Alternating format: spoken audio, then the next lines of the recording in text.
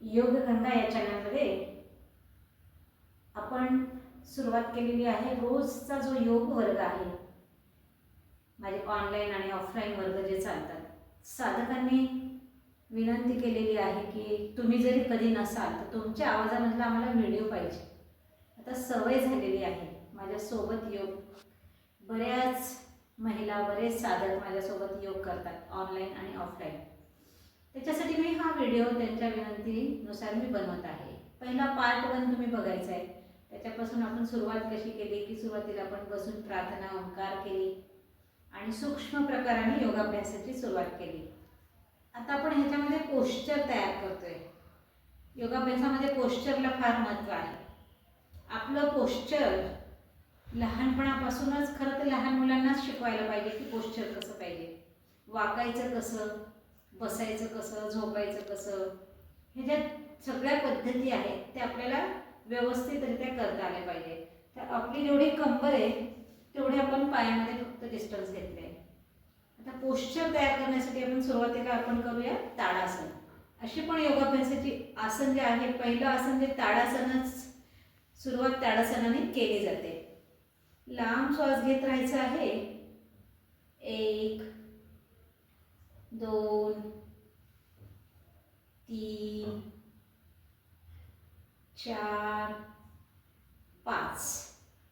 त्यानंतर आता तिर्यक ताडासन. शरीराची हालचाल दोन्ही बाजूनी करून घ्यायची आपल्याला. आधी उजव्या बाजूला आपण थोडंसं हातांना, हात सरळ आहे आणि लांब लांब श्वास चालू आहे.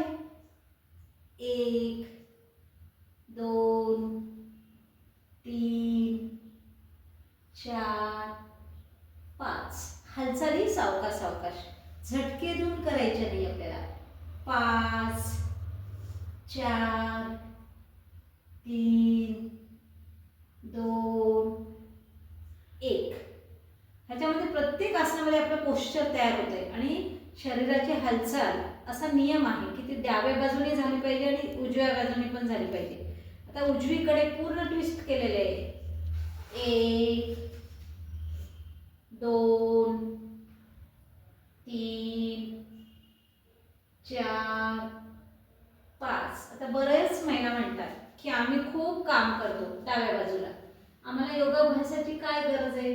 पण सांगा बरं, कोणत्या कामामध्ये अशा उजव्या बाजूला आणि डाव्या बाजूला तुमची हालचाल होते? योगाभ्यासाचं हीच महत्त्व आहे की शरीराच्या जशा पाहिजे तशा हालचाली आणि चारही बाजूनी हालचाली होतात. सावकाश सरळ झालेला आहे.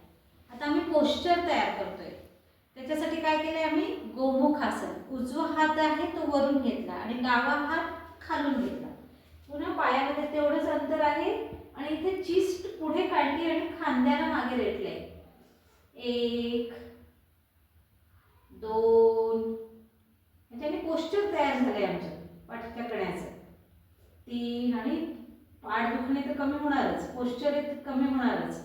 म्हणजे आसनाचाही फायदा होतोय आणि पोश्चरचाही फायदा होतोय. 5. आता दुसऱ्या बाजूने केलेला आहे. जर आपल्या इथे हातात आता समजा हा हात येत नाही, मग सुरुवातीला असं खूप ताणून घ्यायचं नाही. काय करायचं, इथे छोटासा रुमाल, छोटासा नॅपकिन, काही पण ओढणी घेऊ शकतो, त्याच्या आधाराने करायचं. खूप ताणायचं नाही सुरुवातीला. शरीराला सवय नसते, स्टिफनेस असतो शरीरामध्ये, बॉडीमध्ये. त्याच्यामुळे काय करायचं, एवढं ताणायचं नाही. जेवढं सहज हे असंच ठेवायचं. मग हातात हात नाही आला तर मध्ये आधार घ्यायचा, सावकाश सोडायचा आहे.